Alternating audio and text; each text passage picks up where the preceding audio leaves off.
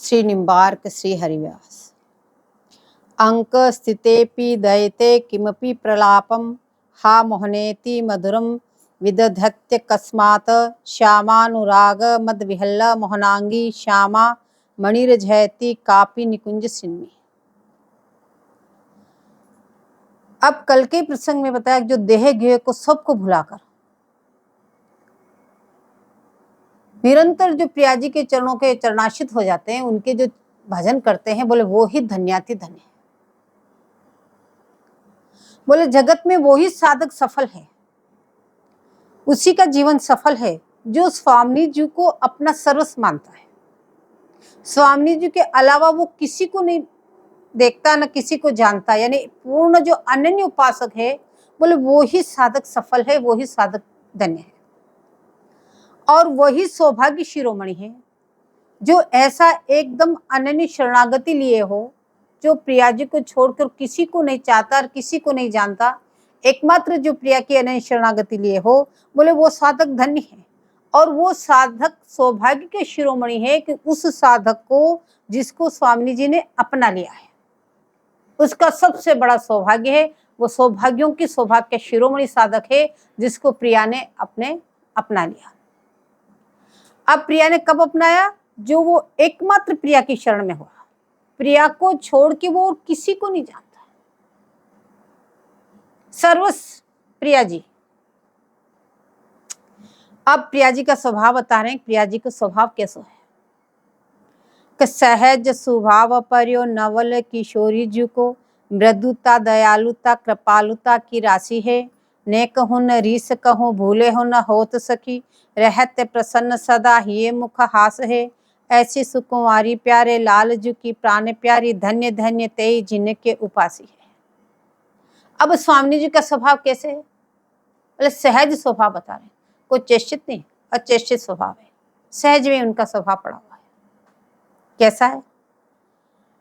मृदुता दयालुता और कृपालुता, अत्यंत कोमलांगी है, मन से भी अत्यंत कोमल। केवल शरण में आके हे स्वामी जी आपके अलावा मेरे को नहीं, मैं आपकी शरण में हूं, इतनी मेरी जाति बस ये मेरा है।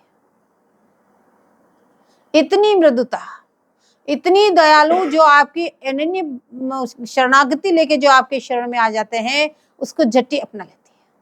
इतनी कृपा बरसाती को उसको अपनी किंकरी बना के अपने निकुंज की केली कोश की ताली उसके हाथ में सौंप देती है और स्वयं उसके अधीन हो जाती है। बोले अब तो जैसा तू चाहे वैसा कर। बोले ऐसी दयालुता कृपालुता मृदुता, आपके समान कोई मृदु नहीं, आपके समान कोई दयालु नहीं, आपके समान कोई कृपालु नहीं। बोले समुद्र है, दया करने में समुद्र है, कृपा करने में समुद्र है, निरंतर कृपा बरसा रही है, निरंतर सृष्टि कर रही है। ये नहीं देखती कि पात्र है अपात्र है, ये अभी शरण में आया है, कितना इससे योग्य है। बोले ना, बस ये मेरा है। दोनों हाथ ऊपर करके बस आ गया शरण में कि आपके अलावा मेरा कोई नहीं। ऐसे अनन्य बन के जो शरण में आ गया, बोले उसके लिए तो आप उसके कभी दोष भी नहीं देखती, उनके दोषों की तरफ भी ध्यान नहीं देती, किसमें क्या अपराध किए हैं, किसमें क्या अपराध हैं, कि अब क्या कर रहा है। बोले नहीं, ये बस मेरा है, एक बात को जानती है। और वो मेरा कब बनेगा? जब एकदम अनन्य शरणागति लेके प्रिया की शरण में जाएगा। चाहे वो अन्य उपासना हो, चाहे वो सांसारिक देह गे संबंध हो, चाहे धन संपत्ति हो, सबसे आसक्ति को त्याग करके एकमात्र प्रिया की शरण जो हो जाएगा, बोले उसके लिए प्रिया जी बोले अपना सर्वस्व उसको दे देगी। बोले ये मेरा है, क्योंकि आप करुणा और दया और कृपालुता की सागर है। निरंतर दया बरसाती रहती, निरंतर कृपा करती रहती, निरंतर आपके हृदय में दया उमड़ती रहती है। और जो अपने जन होते हैं उनसे कभी कोई चूक भी पड़ जाए तो उनसे कभी रीस नहीं होती। रीस होना तो जानती नहीं है, ऐसा क्यों कर दिया कि रीस होना जानती, केवल एक बात जानती है कि ये मेरा है, कोई बात नहीं करती। ऐसा हो गया कोई बात नहीं, कभी भी रीस करना नहीं जानती। क्योंकि आपके मुखारविंद से निरंतर दया के भाव प्रस्फुटित होते रहते हैं। जहां निरंतर दया बरस रही है मुखारविंद से, तो रिस्क को स्थानी का निरंतर दया की भावना सब कुछ प्रदान करके भी बार बार सोचती कि अब इसको और क्या दे दूं, इसको और क्या दे दूं, क्योंकि मेरा जन है, इसको कोई कोई अभाव तो नहीं, इसको कितना और रसदान करा दूं, कितना रसपान करा दूं, ये कितना प्यासा रह गया है।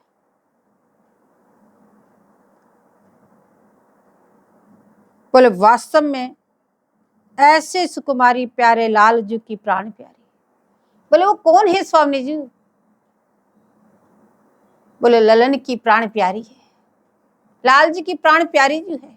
और उन प्राण प्यारी की जी के जो ऐसे अनन्य उपासक हैं, तो वास्तव में धन्याति धन्य वो ही है, वो ही सर्वोपरि है और वो धन्य से धन्य है।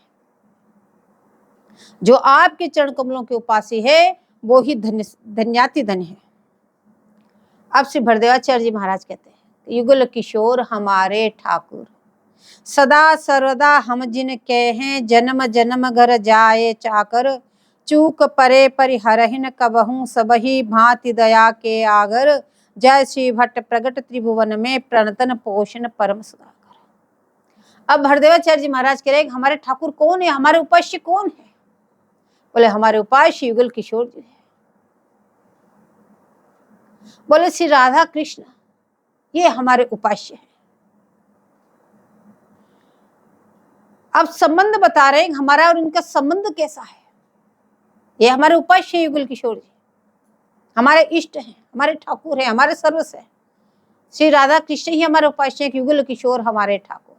अब सबसे पहले संबंध बता रहे हैं इनका और हमारा संबंध कैसा है। कि सदा सर्वदा हम जिनके हैं। बोले आज से नहीं, सदा और सर्वदा निरंतर हम जिनके हैं। और निरंतर आप उनके कैसे हो? तो कह रहे जन्म जन्म घर जाए चाकर। और जन्म जन्म से हम इनके घर जाए चाकर हैं। श्री भरदेवाचार्य जी महाराज कह रहे हैं, बोले वो तो आप नित्य सिद्ध परिकर है, आप तो हितू जी वहां से आके प्रकट हुई है, आप तो ठीक है जन्म जन्म घर जाए चाकर। लेकिन जो स्मादिक अभी भी जो वैष्णव हुए, बोले वो भी जन्म जन्म घर जाए चाकर है। वो कैसे हो गए? बोले उन्होंने जैसी परंपरा में दीक्षा ली, तो श्री हंस भगवान जी, सनकादेव भगवान जी, नारद भगवान जी, निम्बार भगवान जी, निवासाचार्य जी, विश्वाचार्य जी, ऐसे परंपरा में दीक्षा ली अपने गुरु जी पर्यंत। तो वो सारे आचार्य आपके जन्म जन्म घर जाए चाकर हैं और दीक्षा लेते आप ही उसी में जन्म हो गया।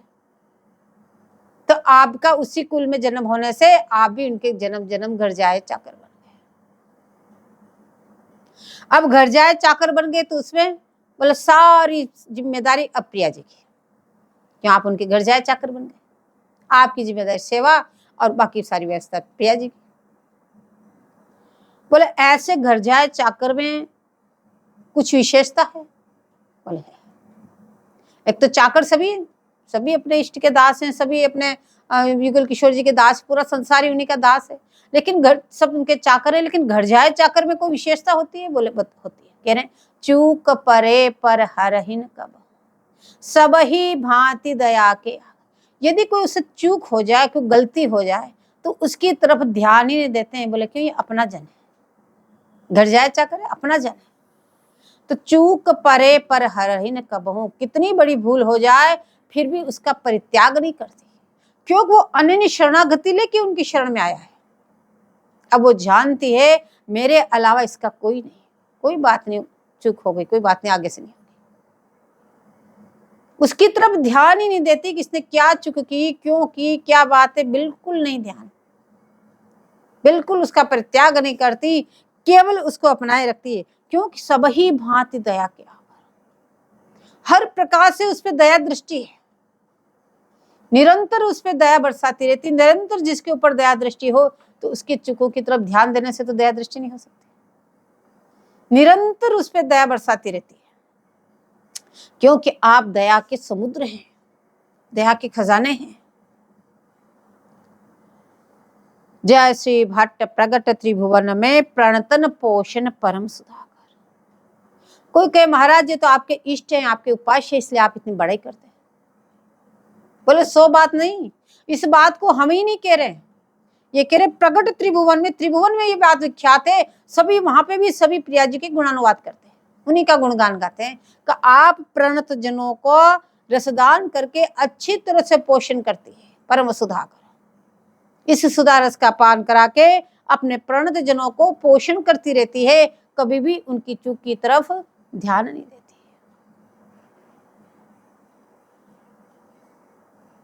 बोले प्रतिकूलता में भी दया बरसाती है, यदि किसी को लगे कि हमारे प्रतिकूल समय सांसारिक अनेक कष्ट, बोले वो भी उनकी कृपा का ही फल है, क्योंकि जिसको आप छोड़ नहीं सकते, जिन संसारी स्वजन बंधुओं का आप परित्याग नहीं कर सकते, तो उनके द्वारा प्रतिकूलता दिखा के हठात आपसे मन को निकालती, ये उनकी परम दया है।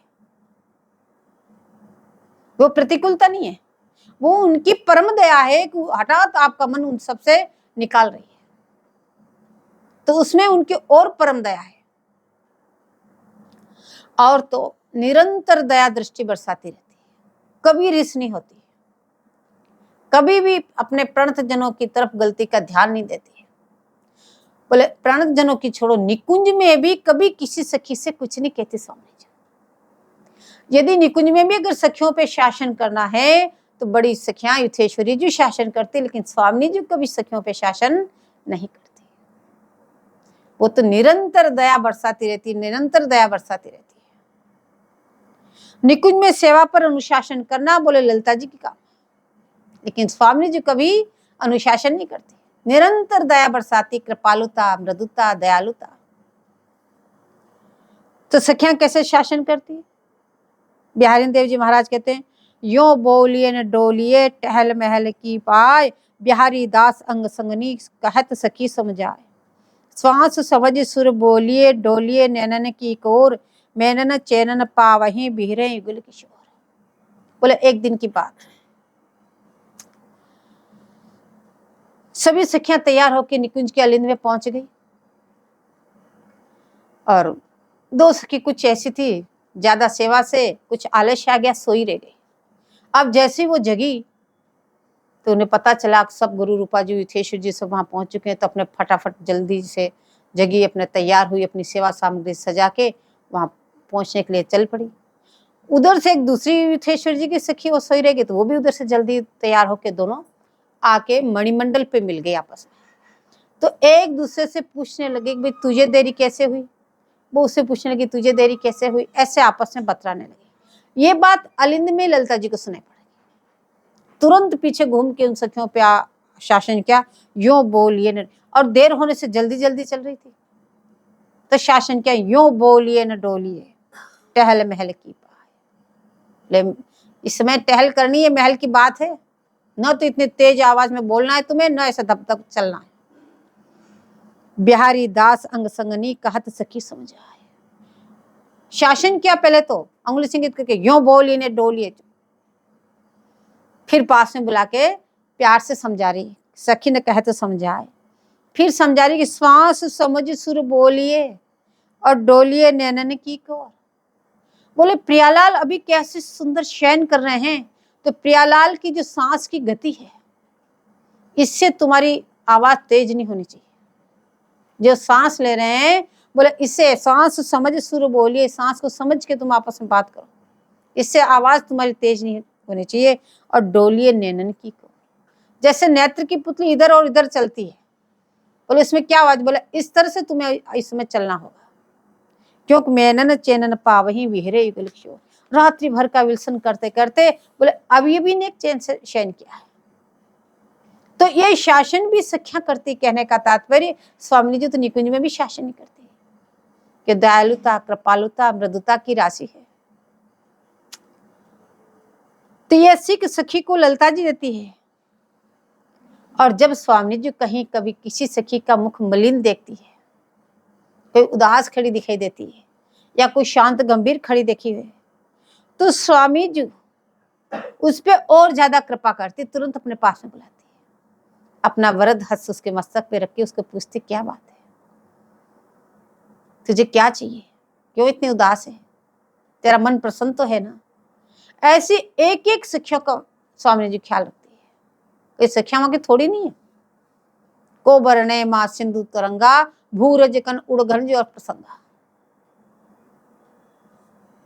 इतनी सखियां होते हुए भी एक एक सखी का ख्याल स्वामी जी रखती है कि कोई उदास तो नहीं है। इसलिए बार बार आचार्य चरण कह रहे हैं कि इन चरणों के उपासी धन्याति धन्य है। जिन्होंने इन चरणों की शरणागति ग्रहण कर ली, वास्तव में धन्याति धन्य तो वही है जो ऐसी मृदुलता, कृपालुता, दयालुता, ऐसी रसिकता बोले और कहाँ मिलेगी।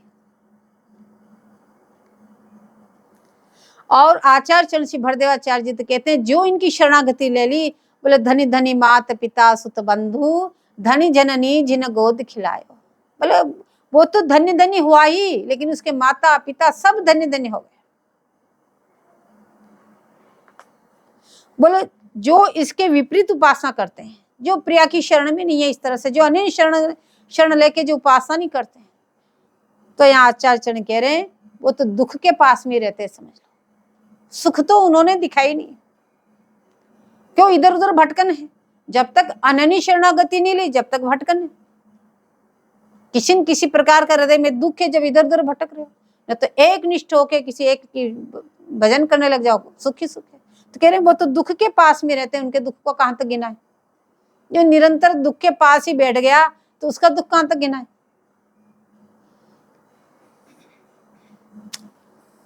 और जो ऐसी प्रिया की अनन्य शरणागति लेके जो भजन करते हैं, बोले वो धन्य हैं। लेकिन जो वन में आकर सदा प्रिया जी का ध्यान करते हैं, बोले वो धन्याति धन्य है। बोले सर्व त्याग करके जो वन में आ गए, जिसको भी वृंदावन धाम का अखंड वास मिला।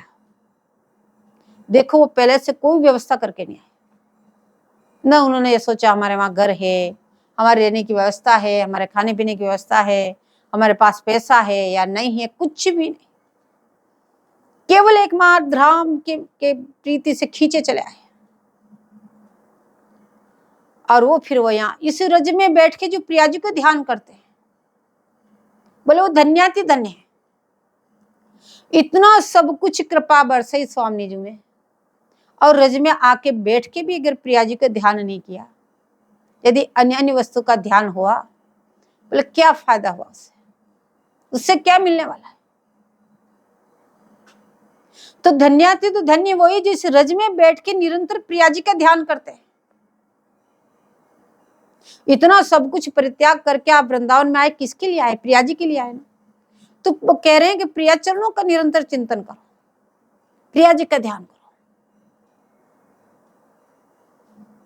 नहीं ध्यान हो, इतना नहीं ध्यान हो तो प्रिया चरण के एक चिन्ह में ही मन अटका के बैठे रहो, पर वहां से चित हटे नहीं।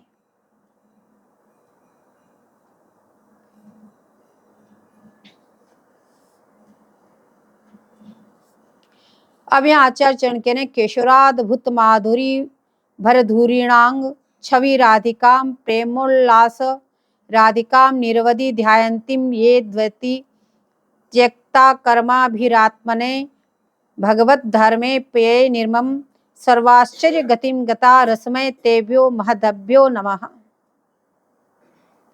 बोले केशोर माधुरी जिनके आगे से छलके, अब उनका ध्यान करना तो धन्याति धन्य कह रहे हैं। अब कहने स्वामी जी का रूप देखो, किशोर माधुरी जिनके हैं, उनका रूप झरझर करके टपक रहा है। किशोर माधुरी का इतना भार है जिसको श्री जी सहन नहीं कर सकती,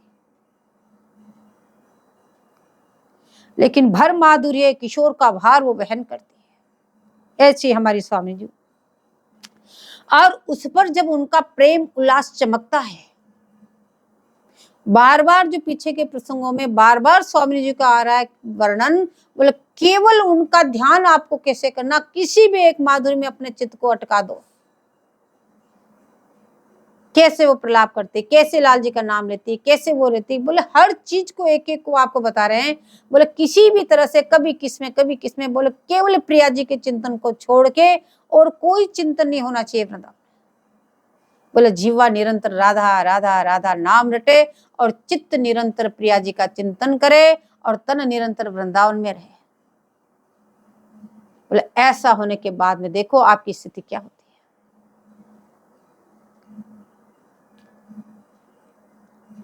बोले जब प्रेम उल्लास चमकता है तो वो और अद्भुत छवि छटा से युक्त हो जाती है।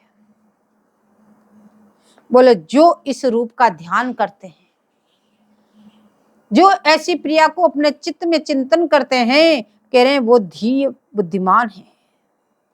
बोले वास्तव में वो ही धीमान है, बुद्धिमान मनुष्य है।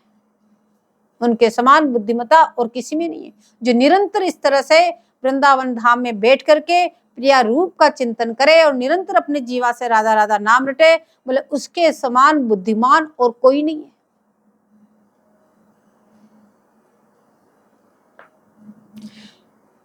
क्यों? बुद्धिमानी इसी में है कि सब कर्मों को स्वरूप से ही त्याग कर दिया उसने। इन तीन क्रिया के लिए उसके पास चौथी क्रिया के लिए अवकाश ही नहीं है। निरंतर राधा राधा राधा नाम जपना, निरंतर प्रिया चरणों का चिंतन करना और वृंदावन धाम में बैठना। इन तीन क्रियाओं के अलावा अब जब कोई निरंतर राधा राधा नाम जपेगा तो अन्य क्रियाओं के लिए उसके पास समय कहां से आएगा? यदि वो अन्य क्रियाएं करे, संध्या वंदन करना, ये करना वो करना, तो उन मंत्रों को बोलने के लिए उसके पास राधा नाम छोड़ना पड़ेगा ना। तो उसके पास कहां से समय है? तो कहने वो सब कर्मों स्वरूप से ही त्याग कर दिया, इसलिए वो धन्याति धन्य है कि इन तीन क्रियाओं के अलावा उनके पास अवकाश ही नहीं। लेकिन वो स्वरूप से त्याग करके निरंतर इसमें लगे हुए हैं। ऐसा नहीं करना वो भी छोड़ दिया, इधर भी नहीं किया, फिर तो गए। और जिसको ये माधुरी मिल गई और निरंतर इसका चिंतन करते हैं, बोले रात दिन उसका चिंतन करते हैं, बोले ऐसे जो महापुरुष हैं उनको तो भगवत धर्म से भी वो निर्मम हो गए। क्यों? वहां चिंतन से हटे तो और कोई क्रियाएं करे। निरंतर चिंतन में वही बैठे हैं, उनको ये नहीं पता कब दिन हो गया, कब रात्रि होगी, कब क्या हो गया, कितना समय उसमें निकल गया।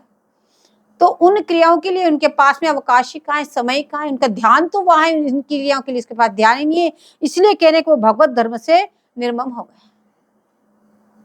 महाप्रभु जी कहते हैं संध्या वदनम भद्र मस्तु भवता, हम तुमको अब नमस्कार करते हैं, क्योंकि हमारा मन अब नंदनंदन की माधुरी से अब छुटकारा नहीं है। वहां से समय मिले तो हम आपके पास आए, हम आपकी क्रियाएं करें। अब वहां पे हमारे लिए एक क्षण का ही हमें अवकाश नहीं मिल रहा है, तो अब हम आपके पास इन क्रिया को करने के लिए कैसे आए? अब जब हमारा निरंतर चित्त प्रिया का चिंतन कर रहा है, निरंतर हम उनके वहां पे इनकी इच्छा छड़ी होकर वहां सेवा में उपस्थित हैं, तो कह रहे अब इन सब का वंदन करने के लिए दूसरा कहां से लाए? हमारा चित्त तो एक ही है जो वहां जाके फंस गया, वहां से लौट के नहीं आ रहा है। अब इन दूसरी क्रियाओं के लिए हम कहां से लाएं? और भागवत धर्म में भी अब हमारी आसक्ति नहीं रहेगी, क्योंकि हमारा चित्त प्रिया चरणों में अटक गया। वो चरण नखमंडली की ज्योति में ऐसा अटक गया, वहां से लौट के भी नहीं आ रहा। बोले ऐसे जिनका चित्त निरंतर लगा हुआ है, उन्हीं महापुरुषों के लिए ये बात है। इसलिए हमारा उसमें निर्मम हो गए। अगर ये भागवत धर्म बन गए तो ठीक, नहीं बने तो ठीक, लेकिन हमारा चिंतन निरंतर प्रिया चरणों का चल रहा है। क्योंकि हमारी ममता अब उस किशोर माधुरी में है, हमारा मन भी उस किशोर माधुरी में अटक गया, अब वहां से हटता ही नहीं हमारा मन। तो दूसरी जगह दो मन तो है नहीं जो दूसरी जगह हम मन दे, एक ही मन है और वहां ऐसा अटक गया। अब उनकी मन बुद्धि वाणी तो आश्चर्य गति को प्राप्त कर चुके हैं। बोले जो ऐसे महापुरुष हैं, बोले वो धन्याति धन्य है। वास्तव में उनकी मन चित्त बुद्धि वाणी आश्चर्य गति को प्राप्त हो गई। ये कोई साधारण बात नहीं, जिसका निरंतर जिह्वा राधा राधा नाम रटे, जिसका निरंतर चित्त प्रिया चरणों में चिपका रहे, जो निरंतर अखंड वृंदावन धाम का वास करे, इसके अलावा और किसी क्रिया के लिए उसके पास समय नहीं है, तो बोले सर्वाश्चर्य गति को प्राप्त कर गए।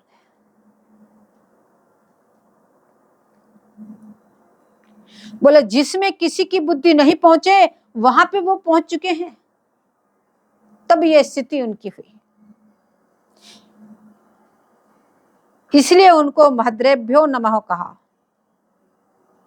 वह किशोर माधुरी प्रेम रंग से रंगी हुई है। और जो इस तरह से निरंतर उनके चरणों में चिपक गए हैं, सब तरफ से निर्मम हो गए हैं, किसी को नहीं जानते, एकमात्र प्रिया चरणों का जो निरंतर ध्यान करते हैं, अपने जीवा से निरंतर राधा राधा नाम का लाड़ लड़ाते हैं, निरंतर अखंड वृंदावन धाम वास करते हैं, उनके लिए कह रहे हैं यहाँ पे आचार्य चरण श्री हरिव्यास देवाचार्य जी महाराज कहते हैं, तिहि समान बड़ भाग को सो सबके सिर मोर, मन वच क्रम सर्व सदा जिनके युगल किशोर। जिनके सर्वस युगल किशोर, तिहि समान अस को बड़ भागनि घनि सब के सिर मोर, नित्य विहार निरंतर जाको करत पान निशिभोर, श्री हरि प्रिया निहारत छिन छिन चिते चखन की को। महावाणी में श्री हरिव्यास देवाचार्य जी महाराज कह रहे हैं, उनके समान कौन बड़ भाग्यशाली हो सकता है।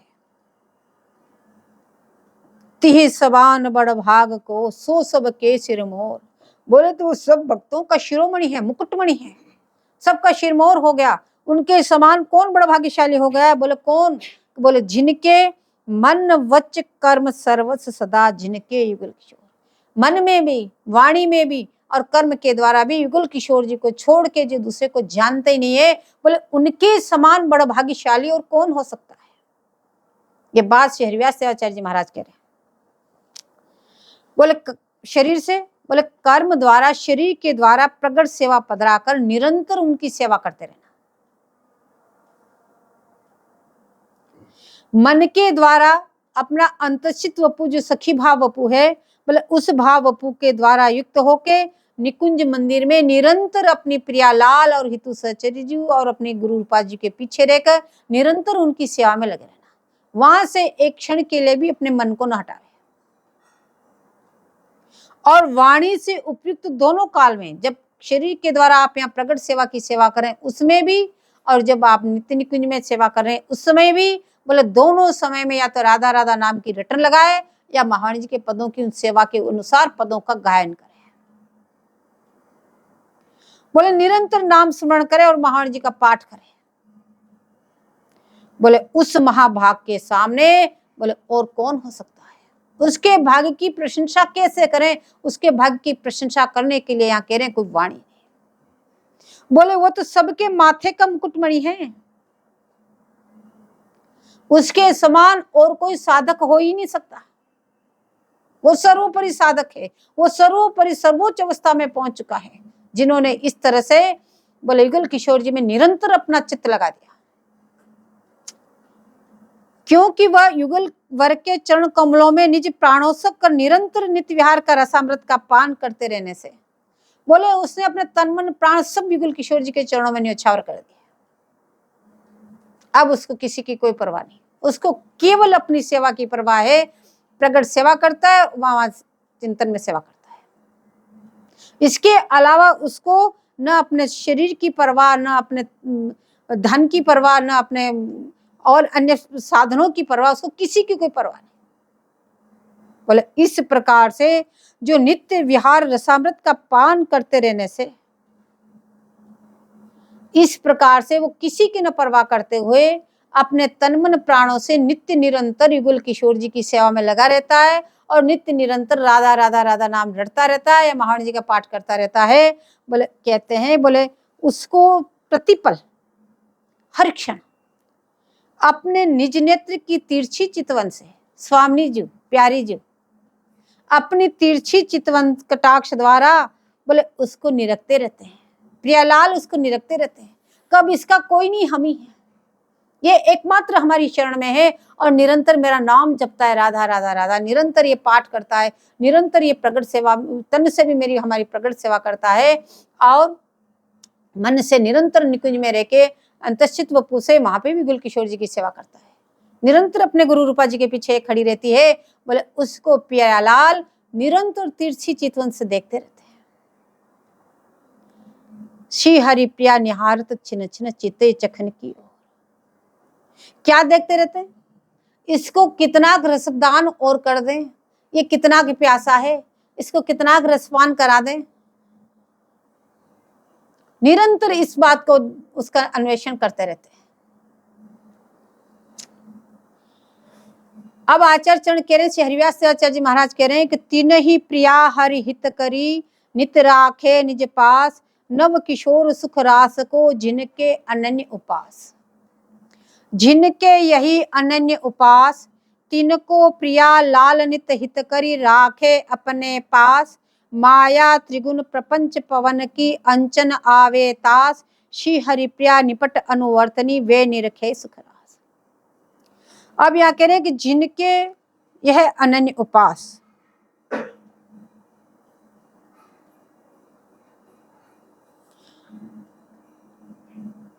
बोले सर्वस्व तुल्य नव किशोर वही संवलित ये जो जोरी है, इस रूप सुधारस सिंधु की नित्य नित्य तरंगों से तरांगित, बोले युगल वर्ग की जो एकाश्य शरणागति जिसने ग्रहण कर ली, जिसने अनन्य शरणागति ग्रहण कर ली, कि एकमात्र युगल किशोर जी को छोड़ के, जिसको कहते हैं आत्मसमर्पण कर दिया, युगल किशोर जी के सामने दोनों हाथ ऐसे ऊपर कर दिए, अब हमारा कोई नहीं, एकमात्र हम आपकी शरण है, अब हम किसी को नहीं जानते। बोले जिसने ऐसा आत्मसमर्पण कर दिया, बोले ऐसे एकाशय, बोले अनन्य उपासना करने वाले हैं, बोले उस रसिक साधक को युगलवर अति प्रेम से अपने पास में रखते हैं। उसको ये नहीं देखते कभी इसका भजन हुआ कि नहीं हुआ, कितना भजन किया इसने, अभी कितने से दिन हुए। जैसे ही उसने एकाश्रय हो गया कि आपको छोड़ के हम करा कोई नहीं, हम किसी को नहीं जानते, एकमात्र इष्ट आप ही हमारे, फिर निरंतर उनके नाम जप में लग गया, निरंतर उनके चिंतन मनन में लग गया, निरंतर उनके गुणानुवाद में लग गया। बोले इस प्रकार के साधक को प्रियालाल जट अपने पास में बैठा लेते हैं। बोले वास्तव में हमारे अलावा इसका दूसरा कोई नहीं, इसका कौन ख्याल रखेगा, इसको कौन अपने पास में बैठाएगा, हम ही तो बैठाएंगे, जब ये हमारा है तो हम ही बैठाएंगे। तो बोले साधक को अति प्रेम से अपने पास में उसको रख लेते हैं, क्योंकि त्रिगुणात्मक माया जिन प्रपंच की धधकती हुई गर्म हवा इसको न लग जाए।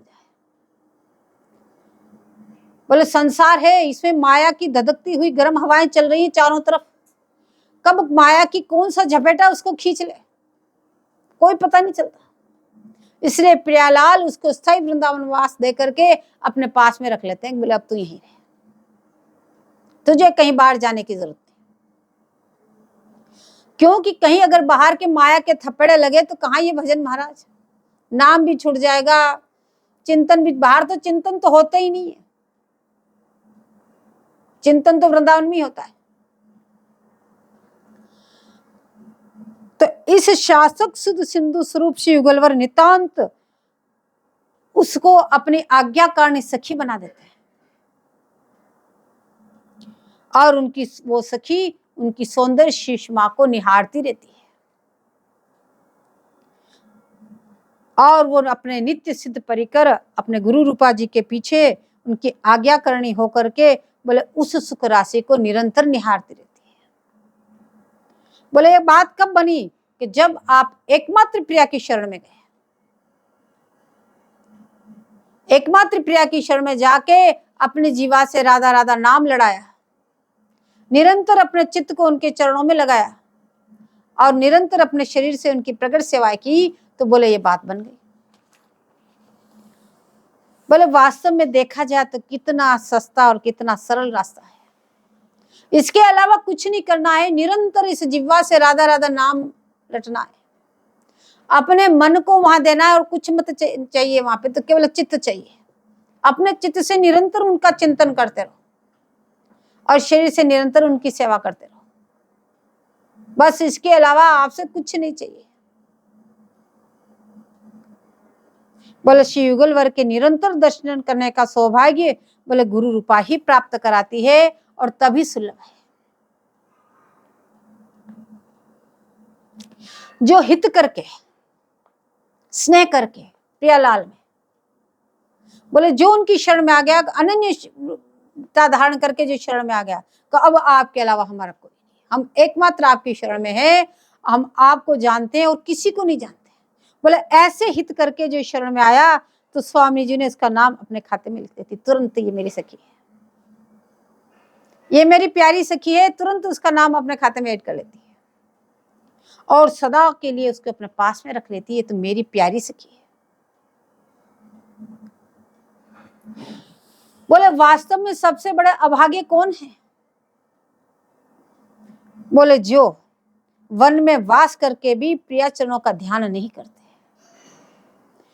इतना सब कुछ उनको प्राप्त हुआ, वृंदावन धाम का वास मिल गया, यहाँ आकर के भी अब वो संसार का चिंतन कर रहे हैं, प्रियालाल का चिंतन नहीं कर रहे हैं। बोले कितने बड़े अभागे हैं।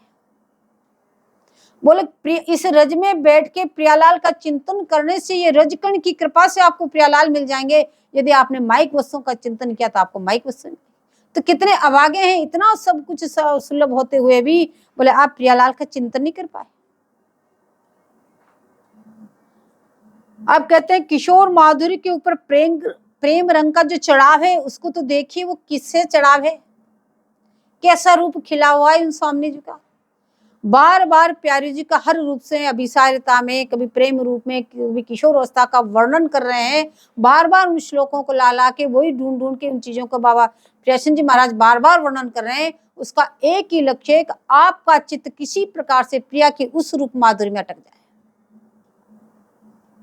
सभी आचार्यों को उदाहरण दे के, सभी आचार्यों को पदों को ला के आपको बता रहे हैं। देखो सभी रसिकाचार्यों को एक मत है, निरंतर वृंदावन धाम का वास करना, निरंतर जिव्या से राधा राधा नाम रटना, उनका गुणानुवाद करना और अपने चित्त को निरंतर प्रिया चरणों में चिपकाए रखना। उनकी बार बार रूप माधुरी, उनकी दयालुता, उनकी कृपालुता का वर्णन कर रहे हैं कि किसी एक चीज में भी आपका मन अटक जाए।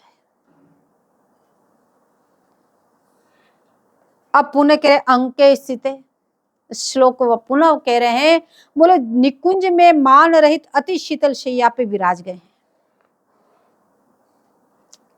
बोले क्यों? कि निकुंज में मान विरह तो है ही नहीं।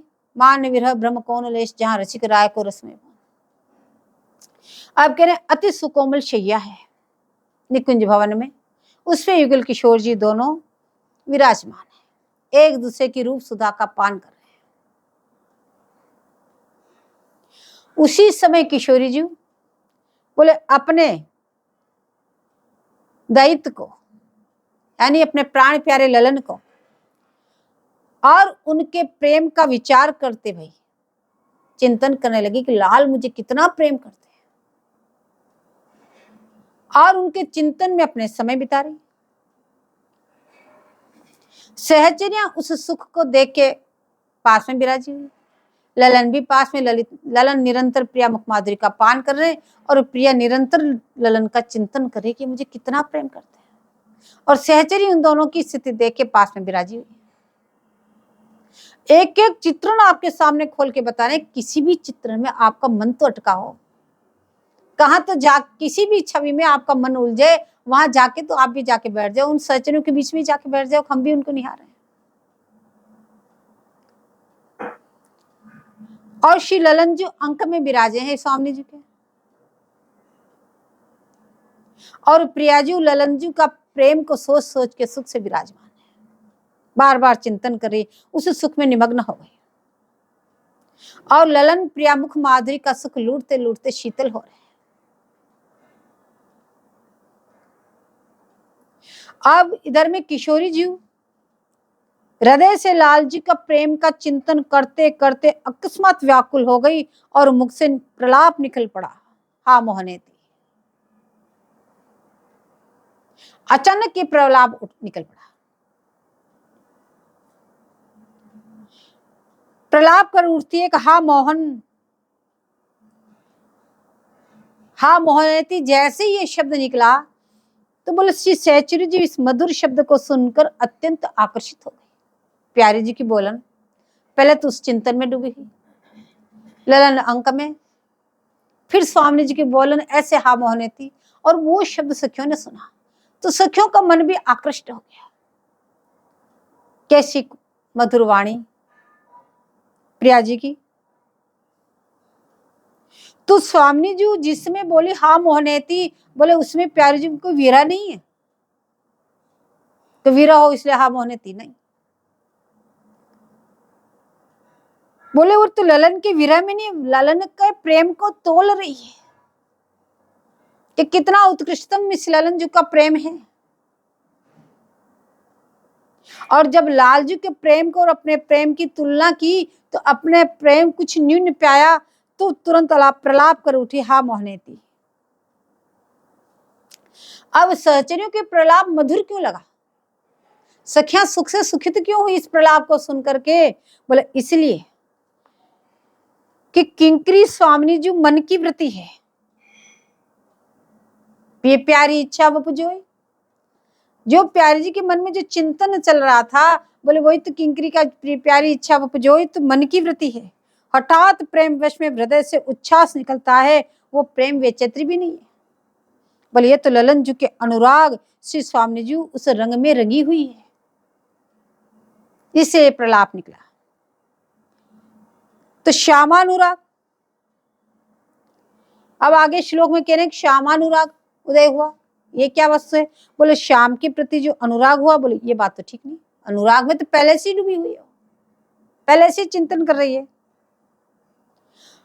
तो श्यामानुराग का मतलब है अपने बीच में जो श्याम का अनुराग है उससे वो विहल हो रही है, वो विहलांगी जो है, क्योंकि प्रीति न काहू की कान विचारे, मार्ग अपमार्ग विथकित मन की अनुसरत निवारे, जो सरिता सावन जल उमगत सन्मुख सिंधु सिधारे, जो नादही मन दिए कुरंगनी प्रगट पारधी मारे, जय श्री हित हरिवंश हिलग सरंग जो सलब शरीर ही जारे, नायक निपुण नवल मोहन बिन कौन अपन पो हारे। बोले ये प्रीति जो है किसी भी नियम का विचार नहीं करती, क्या मर्यादा है, क्या कानून है, क्या विचार रीतियां हैं, बोले इस किसी का भी वो विचार प्रीति नहीं करती। यदि विचार करती तो वो प्रीति नहीं है। यदि वो विचार करते कि हमें ऐसा करना चाहिए, ऐसा नहीं करना चाहिए, तो इसका मतलब उसमें अभी प्रीति उदय नहीं हुई है। यदि प्रीति उदय हो गई है तो उसका एक ही लक्ष्य एक प्रेमास्पद की प्राप्ति करना, वो फिर किसी की कान का विचार नहीं करती। बोले नीचे से ऊपर तक किसी भी बात नहीं मानती वो प्रीति, तो कौन सा मार्ग है कौन सा अपमार्ग है, किसी की उसको परवाह नहीं कि मैं मार्ग पे चल रहा हूं कब मार्ग पे चल रहा हूं, केवल एक लक्ष्य है अपने प्रेमास्पद की प्राप्ति करना, वो किसी का विचार नहीं करती। अपमार्ग भी मिल जाए तो उसमें भी वो प्रियाचरणों को नहीं छोड़ता, क्यों? उसका लक्ष्य वहां है,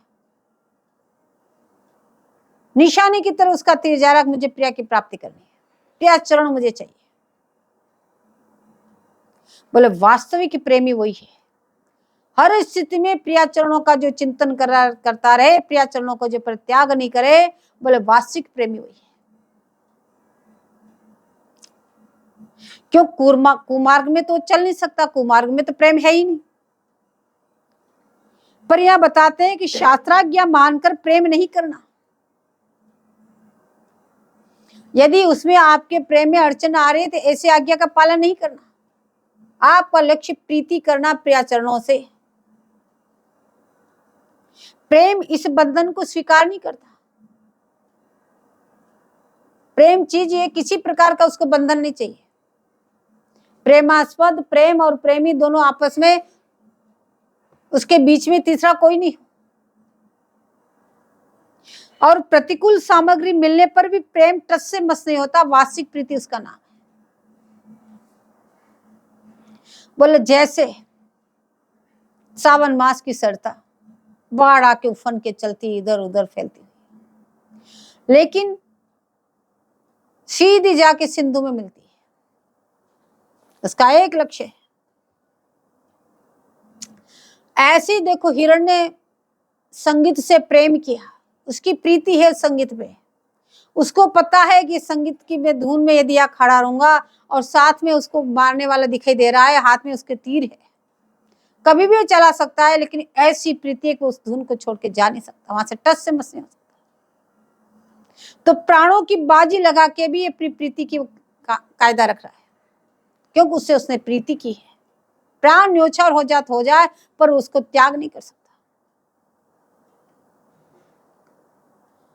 बोले ऐसे ही पतंगा, उसने दीपक की लो से उसने प्रीति की है, बार बार उस पर गिरता है, उसके पंख जल जाते हैं, उसका शरीर जलता है, लेकिन जब तक प्राण नहीं त्याग देता तब तक पीछे नहीं हटता, उसे मिलने के लिए आतुर रहता है।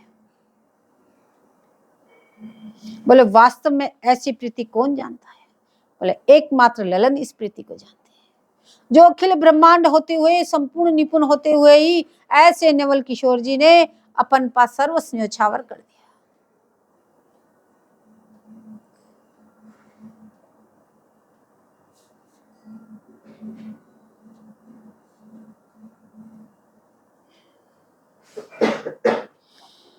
घर बांध कर ब्याह किए तासो भलीन प्रीत, उमंग मिले निज भाव सो सबसे भली सुरीत।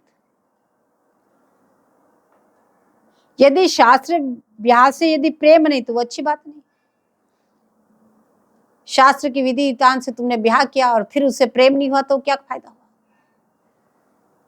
शास्त्र की विधि विधान से आपस में तुमने बंधन को स्वीकार कर लिया, लेकिन आपस में तुम्हारा प्रेम नहीं आया तो वो क्या काम का हुआ तुम्हारा वो शास्त्र का बंधन? तो कह रहे उसका नाम प्रीति नहीं है। बोले जिस प्रेम को कोई रोक नहीं सके, उमंगी मिले निज भाव से, उमंग के अपने प्रेमापस के पास जो दौड़ के जाता है, बोले वास्तव में वही हमारा आराध्य है।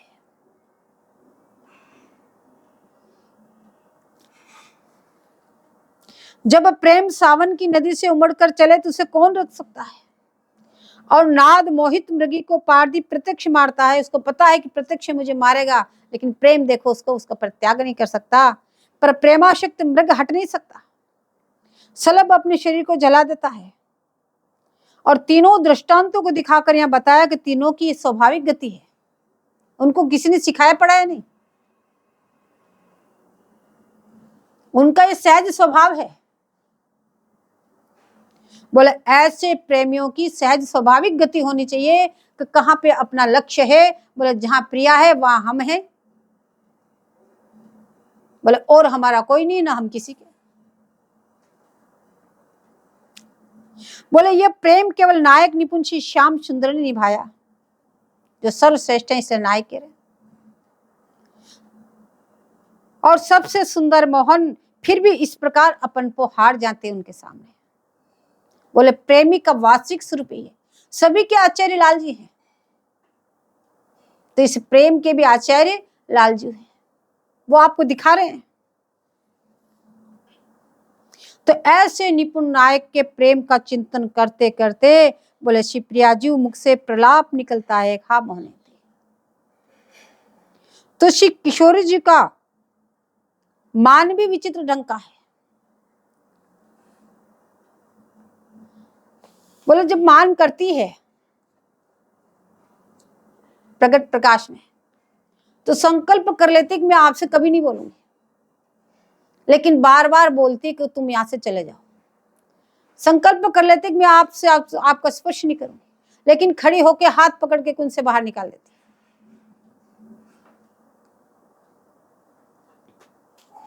और बार बार कहती कि जाओ यहां से जाओ, लेकिन ललन जी फिर आ जाते हैं। बोले यह आधीनता तो ठकुरानी पे भी नहीं बनी, जो आधीनता ललन जी ने स्वीकार की, बोले ये स्वाधीनता तो बोले प्यारी जी से भी नहीं बनी। तो यह ललन जी का अनुराग देखकर स्वामी जी को प्रेम मत हुआ। बोले ललन का प्रेम तो देखो। और शाम के अनुराग में मद में अपनी समस्त स्थिति भूलकर मोहन मोहन कह उठती है। तो सहचरी भी आपकी इच्छा वो होने से बोले वो भी उस भाव में डूब जाती है। तो यह भाव संयोग से संबंधित है। संयोग में भी ललन जी का प्रेम चिंतन करके सब कुछ भूल करके प्रलाप करने लग जाती है। श्यामा मणि सहचरी स्वामिनी जी की अंग स्वरूपा व मनोनुवृत्ति रूपा है। जैसी भावना प्रिया जी के हृदय में होती है, तो उनके मुख छवि देखकर सहचरी मंडल भी उसी रंग में रंग जाती है। इसलिए सखियों को भी सुख प्राप्त हो। तो स्वामी जी इस समय इस क्रिया से आत्यंतिक सुख की अनुभूति कर रही है, तो स्वामी जी की प्रत्येक मनोवृत्ति को सखिया समझती है। जब स्वामी जी को सुखी देखती है, तो उसी क्रिया में सखियां भी सुखी हो जाती है, उसी भाव से भावित होकर के। इसलिए किंकरी के सौभाग्य की मणि है। उस अनुराग से ग्रंथकर्ता भी मांगना भूल गए। वो क्या मांगने के लिए इस बात के वर्णन कर रहे थे, लेकिन भूल गए उनकी ये स्थिति देख करके बोले जय हो हमारी स्वामी जी की जय हो, जय जयकार करने लगे। बोले उसके लिए कहने के लिए कोई वाणी नहीं, इसलिए कांपे कह दिया। श्यामा मंडल मौली मंडल मणि श्यामानुराग स्फुरद मोद भेद विभाविता कृति रहो काश्मीर गौर छवि सातिवोन मद काम केली तरला मा पातु मंद स्मिता मंदार ध्रुम कुंज मंदिर गता गोविंद पट्टेश्वरी। बोले स्वामी जी भी कुछ साधारण नहीं, ऐसे जो ललन है, ऐसे जो गोविंद है, बोले उन पर आज्ञा करने वाली राज रानी, ऐसे गोविंद पर आज्ञा करने वाली। आपको एक एक चीज से परिचय करा रहे हैं कि कहीं एक में भी अपने मन को अटका देना,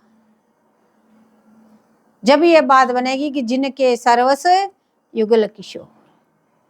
यद्यपि दोनों राजा रानी हैं, बात ठीक है, दोनों राजा रानी हैं, पर कहते हैं पट्टेश्वरी तो आप ही हैं, आज्ञा आपकी चलती है वहां पे, क्योंकि वहां गोविंद आपकी आज्ञा में है,